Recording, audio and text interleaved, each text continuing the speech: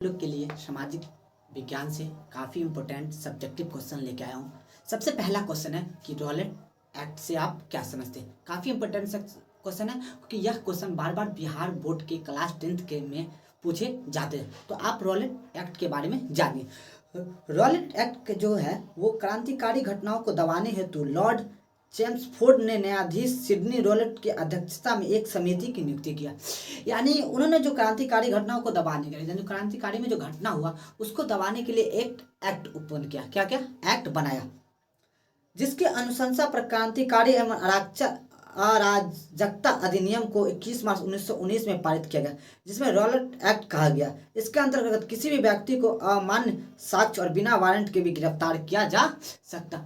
इस एक्ट के अंतर्गत वहाँ के जो सरकार थी उन्होंने यह एक्ट बनाया और इस एक्ट के अंतर्गत आपको बिना बताए, आपको बिना इन्फॉर्मेशन दे आपको गिरफ्तार कर लिया जाएगा। आपको पर कोई केस भी ना हो, आपने कोई क्रांतिकारी में कोई दुर्घटना ना किया, फिर भी वो आपको नहीं बताएगा, आपको क्या कर रहा है, गिरफ्तार कर लेगा। यही रॉलेट एक्ट के अंतर्गत आया था बात। इसे काला कानून कहा गया और इसी रॉलेट एक्ट को क्या कहा गया, काला कानून। काला कानून कहने का मतलब ही था, कहने का मतलब ही सही है, क्योंकि इस एक्ट में क्या हुआ कि जो वहाँ के जो जनता थी, रॉलेट एक्ट में क्या हुआ, जनता जो थे भारत में भी ये एक्ट को उत्पन्न किया कि आपको बिना बताए आप कोई गलती किए या ना किए उससे कोई फर्क नहीं पड़ेगा सरकार को, वो आपको सीधा क्या करेगा, कैप्चर करेगा, आपको गिरफ्तार करेगा और आप पर सजा दे देगा। आप अगर किसी भी लड़ाई या फिर किसी भी चीज़ में आप भागीदारी नहीं है तब भी आपको बिना बताए गिरफ्तार कर लिया गया। इसी को बोला जाता है रॉलेट एक्ट बोला जाता है। नेक्स्ट क्वेश्चन है, काफ़ी इंपॉर्टेंट क्वेश्चन है, यह है दांडी यात्रा का क्या उद्देश्य था। जिन्होंने गांधी जी ने, महात्मा गांधी जो बापू के नाम जाना, उन्होंने यह दांडी यात्रा निकाला। इसका उद्देश्य क्या था। कोई भी चीज़ जब निकलता है, जो आप लोग देखते होंगे रोड पे जो शो होता है तो कोई उद्देश्य से निकलता। उसी प्रकार जब भारत आज़ाद की बात हो रही थी तो उस टाइम में एक गांधी जी ने दांडी यात्रा निकाला। इसका उद्देश्य क्या था, तो गांधी जी के नेतृत्व में 12 मार्च 1930 को साबरमती आश्रम से 18 अनुयायियों के साथ पैदल यात्रा कर दांडी स्थित समुद्र तट पर 5 अप्रैल को पहुंचे।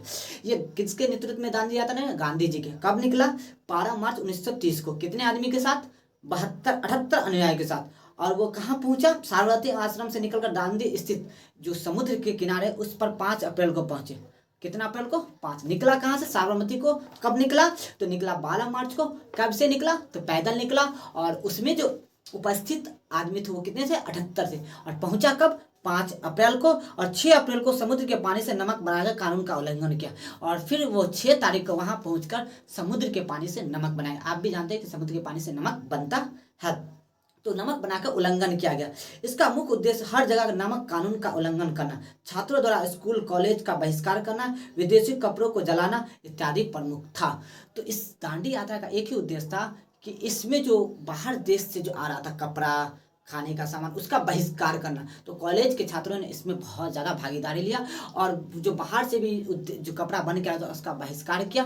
तो दांडी यात्रा का मुख्य उद्देश्य यही था। यह गांधी जी के नेतृत्व में निकला था। 12 मार्च 1930 को पैदल निकला था। इसमें टोटल 78 आदमी थे, साथ ही साथ उसमें आदमी जुड़ते भी गए। 5 अप्रैल को वो दांडी जो जगह था उस समुद्र किनारे पहुँचे और 6 अप्रैल को उन्होंने वहाँ नमक बनाने के इस कानून का उल्लंघन किया। और साथ ही साथ उल्लंघन करने से इसमें कॉलेज के छात्र इसका बहुत साथ दिया और उन्होंने विदेशी कपड़ा का बहिष्कार, साथ ही साथ विदेशी कपड़ों का जलाना, खाने पीने का सामान को विदेशी का छोड़ना, सबका उल्लंघन किया गया। यही था दांडी यात्रा का मुख्य उद्देश्य।